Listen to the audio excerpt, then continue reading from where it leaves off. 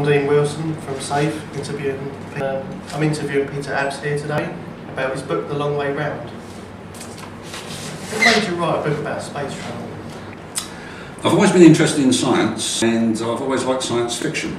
The trouble is nowadays science fiction is usually about zombies eating up survivors, or else it's some monsters created after World War III. There's very little sort of exploration or discovery in them.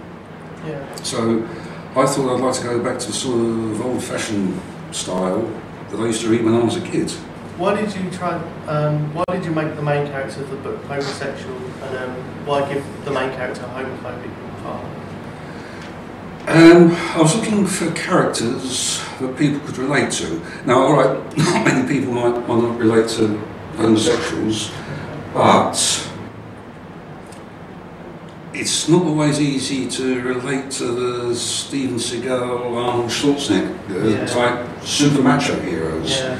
So, although the two main characters are gay, they're pretty tough in their own way. And they are ordinary people trying to figure out what to do in really weird circumstances. And let's face it, I think we would all like to think, well, going down the road, something happens just to break the routine. Yeah, break the chain. What was your favourite part of the book to write? I like writing the baddies parts. There's more of that in the second book. I suppose in the first book, it was the elders on Bardaccia that had all the little catchphrases politicians like. It was nice making them sound so pompous and ridiculous.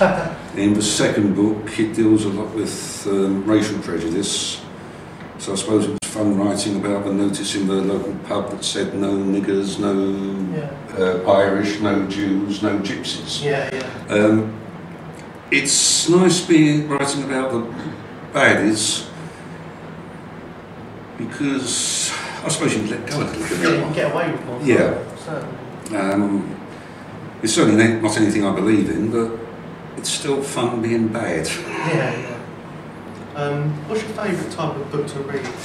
Well, I think it's still science fiction, if I can find the right sort. And I've been going through, again, the old books I read when I was a kid. I realise how many ideas I've got from them as well. You're a full-time writer? I am now, yes. Long Way Round came out last March, and the second one, Times Askew, is due out in the autumn. What's your main source of inspiration? As I say, the books I read when I was young, there's a lot of ideas, and at the time, any sort of space exploration was exciting. Even the idea that people were weightless, that was a novelty. It's nowadays, again, even Star Trek and what have you, everything has conveniently got gravity. But again, if you're, say, just an ordinary guy, suddenly find yourself working on a space station, you've got a major problem to deal with. Why not write about it? Why not? How long does it take to write the book from start to finish? It's difficult to put into time because it's not something you sit down 8 hours a day and plod steadily through from beginning to end. I can understand. If I measured from when I was getting bored watching television to starting to put the first few words down, my own ideas, through the time it came out, then the first book took about 5 years. The second book, I think it's taken about 3 years. A lot of that time was taken up by the publisher, and this time around, from picking it up to actually putting it out in print, Times Askew's coming out in about a year. So about 2 years. Got the ball rolling then. So what happens by the time we get to book 4, I don't know.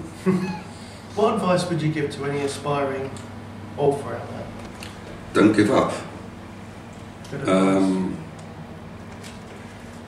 I was lucky. My first book was accepted by the first publisher I sent it to. That's good. lots of authors never make it simply because the publishers are inundated with Yeah, manuscripts. just on a side somewhere. Yeah. And a lot just don't get read. So send out manuscripts until one of them is in the right place at the right time Yeah, and that gets sounds read. like the key. Mm. Sell your books in different countries rather than just the UK. Well, that's more the publisher's side. It's out on Amazon, you can get it in Waterstones and all the big bookstores. The publisher's got worldwide rights. But Yeah. nowadays, unless it's a bestseller, you don't actually see them in the bookshops. Yeah. It is all online. But I suppose the advertising and the structures there to say yes, it's sold worldwide. Cool. Okay, I think we're done. Okay.